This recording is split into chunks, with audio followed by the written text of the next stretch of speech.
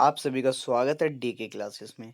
आज के इस वीडियो हम 9th क्लास के साइंस के लेसन नंबर 4 परमाणु की संरचना को पढ़ेंगे। तो आइए अपनी इस वीडियो को शुरुआत करें। तो सबसे पहले यहाँ पे हमारे 4th लेसन में क्या आता है, सबसे पहले यहाँ आ जाता है जॉन डाल्टन। तो जॉन डाल्टन कौन थे? तो जॉन डाल्टन एक विज्ञानी थे। उन्होंने क्या किया था, उन्होंने कहा था कि जॉन डाल्टन ने परमाणु को अविभाज्य इकाई माना था। अविभाज्य इकाई का मतलब ऐसी इकाई जिसके और टुकड़े ना किए जा सके। पर उनका यह तथ्य 19वीं शताब्दी के अंत तक नकार दिया गया। क्या होता है, पहले तो उन्होंने कहा था कि अविभाज्य होते हैं क्या, परमाणु, कि उनके और टुकड़े नहीं किए जा सकते। लेकिन 19वीं शताब्दी के लास्ट में क्या होता है, उनकी जो ये बात कही थी कि परमाणु अविभाज्य थे, उसको क्या किया जाता है, नकार दिया जाता है। असल में क्या हुआ था, वैज्ञानिकों ने उस दौरान परमाणु में आवेशित कणों जैसे कि इलेक्ट्रॉन, प्रोटॉन और न्यूट्रॉनों की क्या कर दी थी, खोज कर ली थी। इलेक्ट्रॉन, प्रोटॉन और न्यूट्रॉन मतलब कि जो परमाणु हैं उनके अंदर इलेक्ट्रॉन, प्रोटॉन, न्यूट्रॉन हो जाता है। तो कहीं ना कहीं हमने उनको विभाजित कर दिया। तो इसलिए जो जॉन डाल्टन थे, इनकी ये बात क्या हो जाती है, गलत सिद्ध हो जाती है। इन कणों के उप परमाणिक कण कहते हैं। ठीक है, अब इनको क्या कहते हैं, जो इलेक्ट्रॉन, प्रोटॉन, न्यूट्रॉन को हम क्या बोलते हैं, उप परमाणिक कण। ठीक है, उप परमाणिक कण।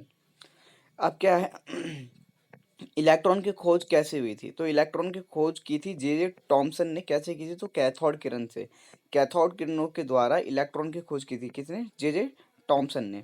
टॉमसन ने कैथोड किरणों की मदद से परमाणु में इलेक्ट्रॉन की उपस्थिति के बारे में बताया गया था। वही बात बताई गई कि जो टॉमसन थे, उन्होंने क्या था, कैथोड किरण के माध्यम से क्या किया था, ये पता किया था कि परमाणु में इलेक्ट्रॉन होते हैं। इलेक्ट्रॉन पर नेगेटिव क्या होता है, चार्ज होता है, और ये ई से डिनोट करते हैं। इलेक्ट्रॉन के बारे में कुछ महत्वपूर्ण तथ्य हैं। तो हमें ये याद कर लेना होगा कि इलेक्ट्रॉन पर जो आवेश होता है -1.6 इंटू में 10⁻19 C ये होता है। और इलेक्ट्रॉन का द्रव्यमान क्या होता है, तो 9.1 इंटू में 10⁻31 kg। तो ये हमें क्या कर लेना है, याद कर लेना जैसे कैसे। अगर इलेक्ट्रॉन के बारे में आप कहीं पे भी बताओ तो उसका आवेश भी बताना, इलेक्ट्रॉन का सिंबल भी बताना, और उसका आवेश और द्रव्यमान ये दोनों बता देना। आइए अब आते हैं प्रोटॉन की। प्रोटॉन की खोज कैसे हुई? तो प्रोटॉन की खोज कैसे हुई थी, एनोड किरणें, जिसको कैनाल किरण भी कहते हैं। कैथोड को तो कैथोड किरणें से किसकी, इलेक्ट्रॉन की खोज की थी। यहाँ क्या है, एनोड किरणों के माध्यम से प्रोटॉनों की खोज की थी। किसने की थी? ई गोल्डस्टीन ने।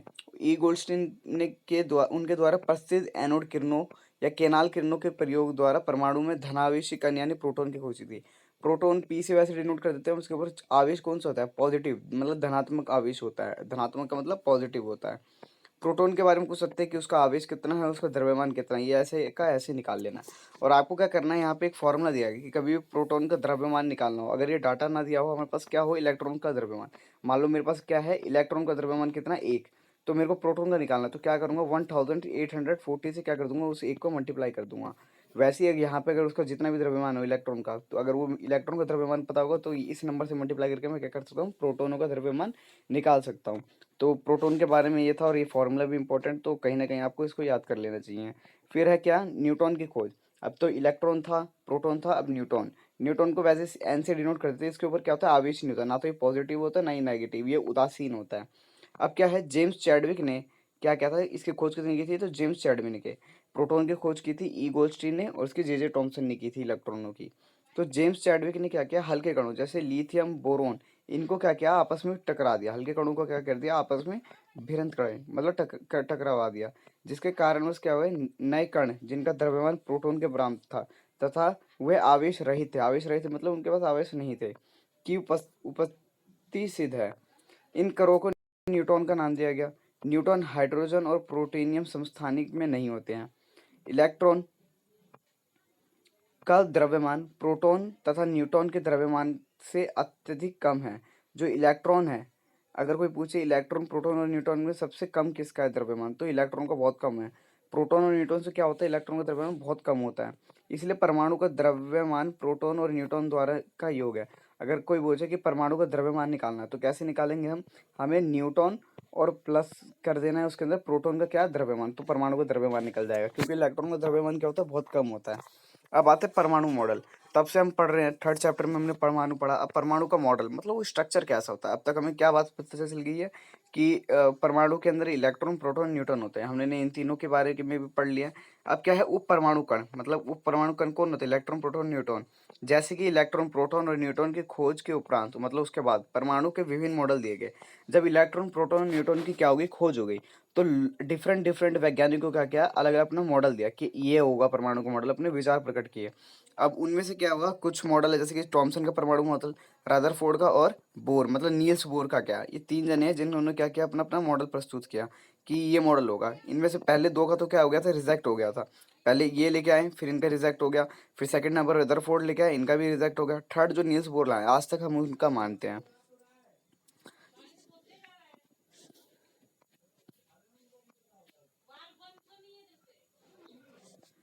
अब क्या है टॉमसन का परमाणु मॉडल, जो जे टॉमसन थे उनका परमाणु मॉडल क्या था, वो क्या बोलते थे, उनके मॉडल को तरबूज, कटा तरबूज का मॉडल भी कहते थे। उनके मॉडल में क्या था, आपको मैं ऐसे ही बता देता हूँ। वो कहते थे कि जो परमाणु है उसका आकार या संरचना कैसी है, तो वो एक तरबूज की तरह होती है, जिसके अंदर तरबूज का लाल वाला भाग होता है वो क्या है, धनावेशित गोला, मतलब उसके ऊपर पॉजिटिव चार्ज होता है, पूरा धनात्मक गोला होता है। और जो ये छोटे छोटे क्या होते हैं बीज, वो क्या होता है, इलेक्ट्रॉन होता है जो परमाणु के अंदर धसे हुए होते हैं, उनको नेगेटिव चार्ज होता है। तो यही था यहाँ पे बताया गया। टॉमसन के इस परमाणु को कटा हुआ तरबूज का मॉडल भी कहते हैं। टॉमसन के इस मॉडल में परमाणु के धन आवेश तरबूज को खाने वाला लाल भाग की तरह है। सेम बात बताई गई है, आपको ये याद रखना है कि लाल वाला भाग क्या होता है, उसका धनात्मक गोला होता है, और जो बीज है वो क्या है, इलेक्ट्रॉन जो धसे हुए होते हैं। हाँ, अब यहाँ पे क्या बताएगा और अच्छे से जान लेते हैं। हालांकि इस मॉडल ने परमाणु के आवेश रहित अभिलक्षणों की विवेचना की, पर कुछ वैज्ञानिकों ने यह मॉडल नहीं समझ में आया, इसलिए इसको नकार दिया गया। रदरफोर्ड ने अपने प्रयोग में तेज से चल रहे अल्फा हीलियम नाभिक कणों को सोने की पन्नी से टकराई। अब आता है क्या हो, ये रदरफोर्ड रदर सॉरी जे टॉमसन का जो परमाणु का मॉडल था, ये क्या होता है, रिजेक्ट हो जाता है, क्योंकि कई वैज्ञानिक इसके सवाल पूछते हैं कि ये कैसे वर्क करता है, तो ये बता नहीं पाते, तो ये क्या होता है, कैंसिल हो जाता है। अब आता है रदरफोर्ड। तो रदरफोर्ड ने क्या किया था, अपना परमाणु मॉडल देने से पहले एक प्रयोग किया था। यहाँ पे क्या है, अल्फा कण का स्रोत, मतलब यहाँ से अल्फा किरणें निकली, अल्फा किरणें निकल रही है, निकल के क्या हो रहा है, बिखरे हुए कण। बीच में जो आपको गोल्डन कलर की दिख रही है, क्या है, सोना है। सोने की क्या एक पतली सी पन्नी ली थी, और उसके अंदर से क्या किया था उन्होंने, मैं आपको एक बार अच्छे से बताता, ये थोड़ा ज़्यादा ही कॉम्प्लेक्स इन्होंने डायग्राम बना रखा। तो यहाँ पे क्या किया, मान लिया अल्फा कण है, यहाँ से अल्फा किरणें निकल रही है, यहाँ पे क्या किया, सोने की पन्नी लगा दी बीच में, एक जो धातु है आपको सोना। अब इसमें से क्या किया, भेजा क्या, अल्फा किरणें, उन्होंने 12,000 किरणें भेजे थे। 12,000 किरणें, तो कई सारी किरणें क्या हो गए थे, अधिकतर तो आर सीधे आर पार निकल गए थे। कुछ किरणें अलग अलग एंगल पे क्या हो गए थे, मुड़ गए थे। और 12,000 में से सिर्फ एक किरण क्या हो गया था, वापस आया था, जिस रास्ते गया उसी रास्ते क्या हो गया था, वापस आया था, सिर्फ एक किरण। अब अब उनका जो ये प्रयोग था उसके बाद उनका परिणाम क्या हुआ, अब जो मैंने आपको बताया वही बताएगा। ये क्या हुआ था, ज्यादातर अल्फा कण बिना मुड़े सोने की पन्नी से क्या किया, सीधे निकले। जो आपको बताया था ना कि बिना मुड़े क्या होता, सीधे निकल गए थे। कुछ अल्फा कण निम्न कोण पे मुड़ गए थे, मतलब कुछ क्या हो गए थे, मुड़ गए थे। प्रत्येक 12,000 कणों में से एक कण क्या आ गया था, वापस आ गया था अपने ही स्थान पे। अपने प्रयोग के परिणाम के आधार पर रदरफोर्ड ने निम्न निष्कर्ष निकाले। अब उन्होंने क्या किया, रदरफोर्ड ने इतना बड़ा प्रयोग किया, प्रयोग में उनको क्या क्या कंक्लूजन हुआ, मतलब क्या क्या निष्कर्ष आया। उन्होंने क्या बोला, परमाणु के भीतर का अधिकतर भाग खाली है, क्योंकि अधिकतर अल्फा कण बिना मुड़े क्या हो गए थे, सोने की पन्नी से बाहर निकल गए थे। उन्होंने कहा कि ये परमाणु है, परमाणु के अंदर क्या है, ऐसा है कि अंदर क्या है, अधिकतर भाग क्या है, खाली पड़ा है, ये जो पार्ट है वो खाली है। क्यों, क्योंकि अधिकतर किरणें क्या हो गई, सीधे निकल गए थे। फिर उन्होंने बताया कि परमाणु के बीच में एक धनावेशित गोला है, जिसे नाभिक कहते हैं। उन्होंने बताया कि जैसे कि ये क्या है, ये परमाणु है, तो परमाणु, ये मान लो परमाणु, परमाणु के अंदर क्या है, एक बीच में नाभिक है जो क्या है, धनावेशिक है, मतलब यहाँ पे पॉजिटिव चार्ज पाया जाता है। आसपास खाली है, उसके अंदर का अधिकतर पार्ट खाली है, बीच में क्या है, एक नाभिक है, उसके बाद धनावेशिक गोला, धनावेशिक क्या है, आवेश है। परमाणु के बीच में ये आपको बोला है, क्योंकि क्यों बोला ये, क्योंकि 12,000 में से एक क्या हो गया था, वापस आ गया, तो कहीं ना कहीं एक अल्फा कण सीधा आया होगा, वो नाभिक से टकराया और उसी एंगल पे चला गया होगा। क्योंकि ज्यादातर कण सोने के पन्ने से सीधे निकल गए और कुछ ही कण झुकाव में देखा गया। इस आधार पर यह निष्कर्ष निकल पाया कि भीतर क्या है, ज्यादा भाग खाली पड़ा है। नाभिक इस खाली भाग में बहुत छोटे से भाग में मौजूद है, जो नाभिक इस खाली पार्ट के क्या है, अंदर बहुत छोटे से हिस्से में मौजूद है। नाभिक का आयतन इतना है, परमाणु के आयतन के बराबर। तो यहाँ पे क्या बताएगा कि परमाणु क्या है, अंदर से बहुत खाली है, बीच में क्या है, एक नाभिक होता है। नाभिक नाभिक होता है किस बेस पे कहा था, क्योंकि 12,000 में से एक कण आ गए थे। अब नाभिक में धनावेशिक गोला था। नाभिक का आयतन का फॉर्मूला ये आपको याद कर लेना चाहिए। फिर क्या है, परमाणु का संपूर्ण द्रव्यमान उसके नाभिक में होता है। अब क्या बताएगा, परमाणु का जो संपूर्ण, मान लो इतना बड़ा परमाणु है, इसका संपूर्ण द्रव्यमान क्या है इसके नाभिक के अंदर, ये जो मैंने छोटा सा बनाया इतना से नाभिक है, उसके अंदर क्या है, सारा द्रव्यमान है। अपने प्रयोग के आधार पर रदरफोर्ड ने परमाणु का मॉडल प्रस्तुत किया जिसमें निम्न विशेषता थे। अब उन्होंने क्या किया, अपना मॉडल प्रस्तुत किया अपने प्रयोग के आधार पर। परमाणु का केंद्र धनावेशित है, केंद्र क्या है, धनावेशित, इसके ऊपर पॉजिटिव चार्ज है, जिसे नाभिक कहते हैं। एक परमाणु का संपूर्ण द्रव्यमान नाभिक में था, वही बात। इलेक्ट्रॉन नाभिक के चारों ओर क्या करता है, वलयाकार मार्ग में चक्कर लगाता है। उन्होंने कहा था कि इलेक्ट्रॉन क्या करता है, इसके चारों ओर चक्कर लगा रहा है। नाभिक का आकार परमाणु के आकार की तुलना में काफी छोटा है। परमाणु मान लो इतना बड़ा, तो नाभिक क्या है, उससे बहुत छोटा होगा। ठीक है, ये चीज बोला था। अब रदरफोर्ड के जो वो था, क्या नाम है, मॉडल था, उसकी क्या कमियां थी जिसके कारण रिजेक्ट हुआ। तो रदरफोर्ड ये नहीं समझा पाया, जैसे कि उनका मॉडल ये था कि इसके अंदर बताया कि ये वाला नाभिक है, ये इलेक्ट्रॉन क्या कर रहा है, चारों ओर चक्कर लगा रहा है। तो सबको वैज्ञानिकों ने बोला कि अगर इलेक्ट्रॉन पे क्या है, आवेश है, और वो लगातार कंटिन्यूस चक्कर लगा रहा है, तो वो क्या करेगा, अपनी एनर्जी खोएगा। और एनर्जी खोते खोते क्या करेगा, एक टाइम में वो परमाणु के अंदर ही जाके गिर जाएगा नाभिक में। तो कहीं ना कहीं ये फिर अस्तित्व में ही नहीं रहेगा, उसके अस्तित्व पर बात हुई थी। और इसका जवाब रदरफोर्ड अच्छे से समझा नहीं पाए थे।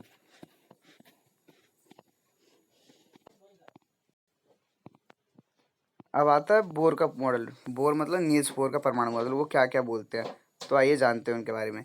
तो रदरफोर्ड के मॉडल की कमी का निवारण बोर के परमाणु मॉडल में, जो रदरफोर्ड की कमी रह गई थी, वो बता नहीं पाए थे कि इलेक्ट्रॉन कैसे रह जाता, वो ठीक किसने किया, नील्स बोर ने। नील्स बोर ने 1912 में परमाणु के बारे में अपना मॉडल प्रस्तुत किया, जिसके निम्न तथ्य मौजूद थे। क्या बोला उन्होंने, इलेक्ट्रॉन केवल कुछ निश्चित कक्षाओं में ही चक्कर लगा सकते हैं, जिन्हें इलेक्ट्रॉन निर्धारित कक्षा कहते हैं। अब तो उन्होंने क्या बोला, रदरफोर्ड ने बोला तो गोल गोल चक्कर लगाते हैं, लेकिन इसने एक बात और कही कि इलेक्ट्रॉन ना एक निश्चित कक्ष होता है, उसी के अंदर क्या करते हैं, इलेक्ट्रॉन चक्कर लगाते हैं, इससे बाहर नहीं जाते।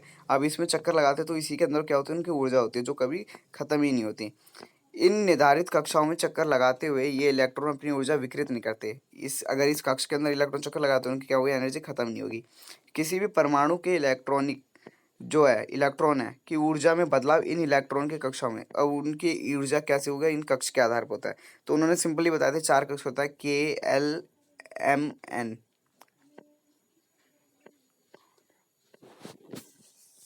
एक सेकेंड,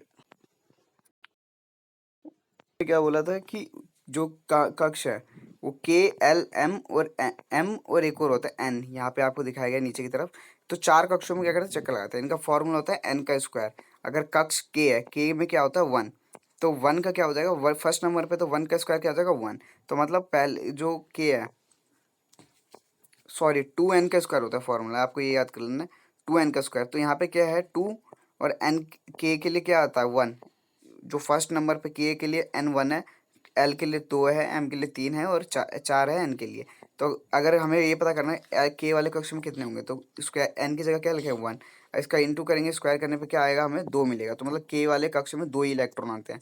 और बाहर वाले में कितने हैं, वैसे तो हम यहाँ पे इसमें 8 आ जाते हैं, वैसे 16 और 32 आते हैं, लेकिन मैक्सिमम हम कितने रखते हैं, 8। 8 से ज़्यादा किसी भी बाहरी कक्ष में इलेक्ट्रॉन नहीं होंगे। ठीक है, तो आइए अब हम आगे समझते हैं उनका क्या है। ये देखो, इन्होंने बताया, नील्स बोर ने, नाभिक बीच में पॉजिटिव चार्ज है, ये K L M N क्या है, चार कक्ष है। आइए,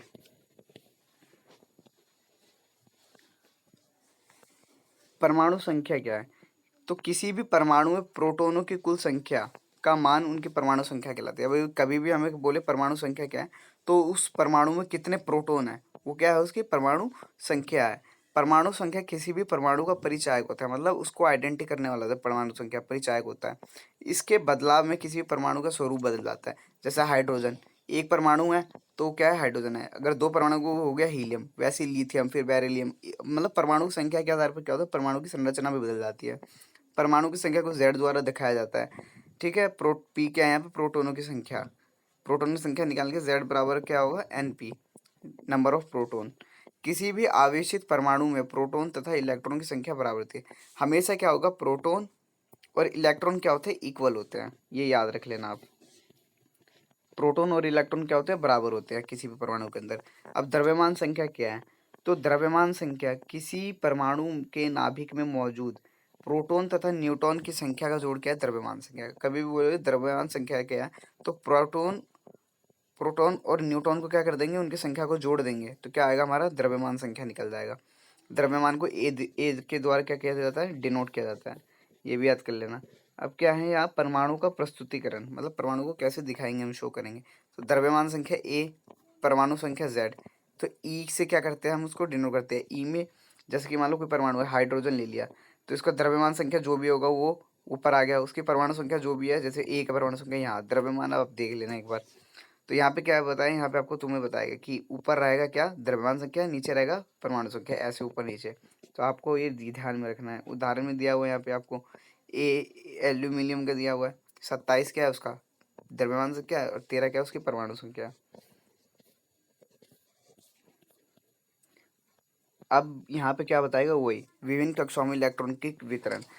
तो विभिन्न कक्षाओं में इलेक्ट्रॉन का वितरण बोर बैरी के नियम के अनुसार किया गया है। बोर बैरी का नियम क्या है उसको बताते हैं। वही आपको मैंने 2n का स्क्वायर फॉर्मूला बताया था ना, 2n स्क्वायर, उस हिसाब से किया जाता है। ये रहा के में कितने आते हैं, 2, इसमें 8। वैसे बोलते हैं इसमें 18 और 32, लेकिन क्या करते हैं, किसी भी बाहरी कक्ष में 8 से ज़्यादा इलेक्ट्रॉन नहीं रखते। पहले के में 2 आते हैं, फिर 8 8 8, सब में 8 ही 8 रखते हैं। ठीक है। यहाँ पे देखो आपको सेकंड लाइन में क्या क्या समझाया गया है कि किसी भी परमाणु के आखिरी कक्ष में 8 इलेक्ट्रॉन से ज्यादा इलेक्ट्रॉन नहीं होते। मतलब 2 हो गया, 8 हो गया, फिर बाहर यहाँ पे 18 लिखा है, उसमें भी क्या होगा, बाहर 8 ही रह सकते हैं, इधर भी 8 ही रह सकते हैं। जबकि आखिरकार दूसरी कक्षा में 18 से ज्यादा इलेक्ट्रॉन नहीं हो सकते। उस स्थिति में जब इसी कक्षा में, अब देखो यहाँ पे कैल्शियम का उदाहरण देके बताया है। कैल्शियम का जो परमाणु संख्या है वो कितना है, जल्दी बताओ। अब देखो यहाँ पे 18 इलेक्ट्रॉन को डिनोट कैसे किया गया है, 2 8 8 2। अगर 2 है, देखो यहाँ इसके बाहर वाले कक्ष में 2 है ना, तो ये क्या करता है, 2 हमेशा क्या कर देता है, छोड़ देता है। याद रखना, अगर 4 से कम है तो क्या करेगा, वो अपने इलेक्ट्रॉन दे देगा किसी को, और उसके ऊपर जो देता है उसके ऊपर प्लस का साइन आ जाता है। और अगर 4 से ज़्यादा है तो क्या करेगा, वो फिर किसी और से लेगा, तो उसके लिए माइनस का साइन आ जाता है उसके ऊपर। ठीक है। आइए और इसको डिटेल में देखते हैं यहाँ पे क्या है। और हाँ, आपको एक चीज़ याद दिला दूँ, आपको ना ये जो पीरियोडिक टेबल है, जिसके अंदर हाइड्रोजन, हीलियम, लिथियम, मीथेन ऐसे करके कैल्शियम तक, आपको कम से कम 18-20 तो याद कर लेने चाहिए। और साथ में इनके सिंबल, परमाणु संख्या और परमाणु के द्रव्यमान। हमेशा परमाणु संख्या और इलेक्ट्रॉन की संख्या क्या होती है, इक्वल होती है। तो आपको ये करने की जरूरत नहीं है। और परमाणु की संख्या, इलेक्ट्रॉन और प्रोटॉन तीनों क्या होते हैं, इक्वल, और न्यूट्रॉन भी। ठीक है। तो आपको इतना मुश्किल नहीं होगा। आप बस मेन इनका जो नाम है, हाइड्रोजन, हीलियम, लिथियम, उनके सिंबल और परमाणु द्रव्यमान, ये तीन ये चीज़ याद कर लेना। अब आते हैं संयोजकता। संयोजकता कैसे निकाला जाता है, ठीक है। तो बोर-बरी नियम के अनुसार हमें ज्ञात है कि किसी भी परमाणु के अंतिम कोश में 8, हम बोर-बरी का नियम क्या होता है, किसी भी परमाणु के अंतिम कोश में 8 इलेक्ट्रॉन से ज़्यादा नहीं हो सकता। हर तत्व अपने बाहरी कोश में 8 इलेक्ट्रॉन क्या करता है, भरने की कोशिश करता है। हर परमाणु क्या करता है, अपने बाहर क्या करता है, 8 इलेक्ट्रॉन रखने की कोशिश करता है।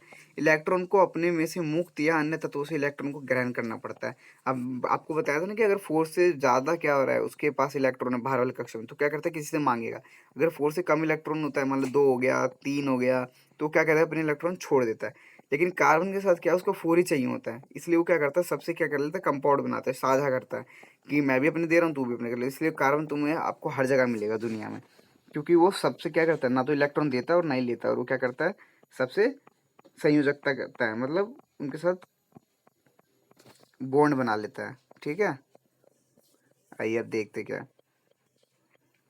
यहाँ पे इतना आपको इम्पोर्टेंट था। अब क्या समस्थानिक क्या होता है, समस्थानिक एक ही तत्व के ऐसे परमाणु, एक ही तत्व के ऐसे परमाणु जिनके परमाणु संख्या बराबर हो पर द्रव्यमान संख्या अलग अलग हो, ऐसे परमाणु समस्थानिक कहलाते हैं। क्या है, परमाणु संख्या क्या होगी, उनकी बराबर होगी, लेकिन द्रव्यमान संख्या क्या होगी, अलग होगी, तो उसको क्या बोलेंगे, समस्थानिक। उदाहरण के लिए एच, देखो ये तीनों क्या है, परमाणु संख्या उनकी सेम ही है, लेकिन उनका द्रव्यमान अलग है। द्रव्यमान ऊपर दिखाया जाता है ना, तो इसका 1 है, इसका 2 है, इसका 3 है, तो ये क्या है, समस्थानिक है। अब इसका उपयोग क्या है, तो यूरेनियम समस्थानिक का उपयोग परमाणु संयंत्र के ईंधन के तौर पर किया जाता है। यूरेन का समस्थानिक है, उनका क्या किया जाता है, यूरेनियम बनाने में किया जाता है। कोबाल्ट का समस्थानिक कैंसर के उपचार में किया जाता है। बताओ देखो, आयोडीन के समस्थानिक का प्रयोग घेंगा, जो गले में क्या होता है, सूजन टाइप का होता है, वो रोग होता है, उसका इलाज करने में किया जाता है। C14 कार्बन 14 का उपयोग कार्बन डेटिंग में किया जाता है। बताओ देखो, कितने समस्थानिक है जिनके यूजेस बताए हैं। एक से कैंसर का इलाज किया जा रहा है, एक से घूंगा का किया जा रहा है, एक से क्या किया जाता है, परमाणु संयंत्र जो न्यूक्लियर रिएक्टर होते हैं उसके अंदर काम कर रहा है, एक से कार्बन डेटिंग की जाती है। तो समस्थानिक क्या क्या है, हमारे जीवन में बहुत उपयोग है। क्या है, आपेक्षिक द्रव्यमान संख्या, तत्वों के समस्थानिक का औसत द्रव्यमान। अब तत्वों के समस्थानिकों का क्या है, औसत द्रव्यमान क्या है, तो क्लोरीन में 75, परसेंट Cl35 ऐसी क्या है ये वाला इतना उपस्थित होता है। ये वैसे आप इतना इंपॉर्टेंट नहीं है। हाँ, अब ये आ जाता है आपका समस्थानिक हो गया। अब समभारिक। समभारिक में क्या होता है, तत्वों की संख्या क्या होती है, अलग अलग होती है, लेकिन उनका द्रव्यमान क्या होता है, एक जैसा होता है। जैसे कि यहाँ देखो संख्या क्या है, कार्बन और सॉरी कैल्शियम और आर्गन। कैल्शियम की संख्या क्या है 20, इसकी 18, लेकिन द्रव्यमान क्या है 40। तो क्या है समभारिक। भारिक जैसे बाहर से ही पता चल रहा है तो द्रव्यमान सेम है। ठीक है, तो समस्थानिक समभारिक। और आपको ना इस चैप्टर में क्या आपको पीरियोडिक टेबल याद कर लेनी है, सिंबल याद कर लेनी है। अब वहाँ पे आता है आपका क्वेश्चन क्या, कि आप हम वो बना के दिखाइए, परमाणु की संरचना बना के दिखाइए कि कौन सा परमाणु क्या है। जैसे वो बोल देगा क्या है, किसकी बनानी है, hydrogen, helium, lithium, beryllium, boron, carbon. मान लो कार्बन की परमाणु संख्या 6 है, वो बोलेगा पर कार्बन की क्या करो, पर स्ट्रक्चर बना के दिखाओ। तो उसकी याद रखना, जितने कोई सा भी एलिमेंट हो उसकी परमाणु संख्या देख लेना, मतलब उतने इलेक्ट्रॉन हमें पूरे करने हैं। तो बीच में क्या हो गया नाभिक, नाभिक के ऊपर क्या होगा के वाला कक्ष, के वाला कक्ष में 2 इलेक्ट्रॉन आते हैं, 2 हो गए।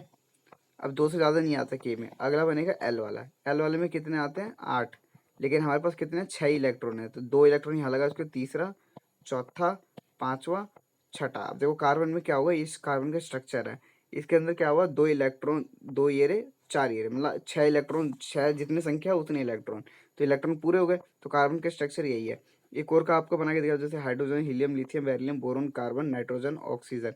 ऑक्सीजन का बनाते हैं हम। ऑक्सीजन की परमाणु संख्या क्या होती है 8 होती है, मतलब 8 इलेक्ट्रॉन बनाने हैं। तो बीच में नाभिक हमारा, इसके बाहर के वाला कक्ष, के वाले कक्ष में 2 इलेक्ट्रॉन होते हैं हमेशा। उसके बाद एल वाला, एल वाले में 8 होते हैं, 8 से ज़्यादा नहीं। तो 1, 2, 3, 4, 5, 6, हमारे पास इलेक्ट्रॉन 8 ही थे, तो 6 और 2, 8 इलेक्ट्रॉन पूरे हो गए। अब एक आपको बड़ा करके दिखाता हूँ, hydrogen, helium, lithium, beryllium, boron, carbon, nitrogen, oxygen, fluorine, neon, sodium, magnesium. Magnesium का क्या होता है आपका 12 होता है, क्या परमाणु संख्या। अब 12 है तो 12 इलेक्ट्रॉन आएंगे। ये नाभिक, के वाले में 1, 2 इलेक्ट्रॉन, 3, 4, 5, 6, 7, 8, कितने हो गए, 1, 2, 3, 4, 5, 6, 7, 8, कितने हो गए इसके, 1, 2, 3, 4, 5, 6, 8 और 2, 10 ही हुए। लेकिन इलेक्ट्रॉन तो यहाँ 12 है, तो अगला कक्ष, अगले कक्ष में कितना आया 11, 12, 2, इसमें भी 8 ही आते, ज़्यादा 8 से ज़्यादा होगा तो फिर अगला बनता। यहाँ पे 2 है तो ये क्या करेगा, अपने 2 छोड़ देता है हमेशा। तो ऐसे क्या होगा, आपको परमाणु की संरचना है ये, अगर आप बोलोगे तो मैं आपको एक अच्छी सी वीडियो बना के इसमें अच्छे से समझा दूंगा इसको। उम्मीद है आपको वीडियो पसंद आएगी। अगर आपने चैनल को सब्सक्राइब नहीं तो चैनल को जल्द से जल्द सब्सक्राइब करें। धन्यवाद।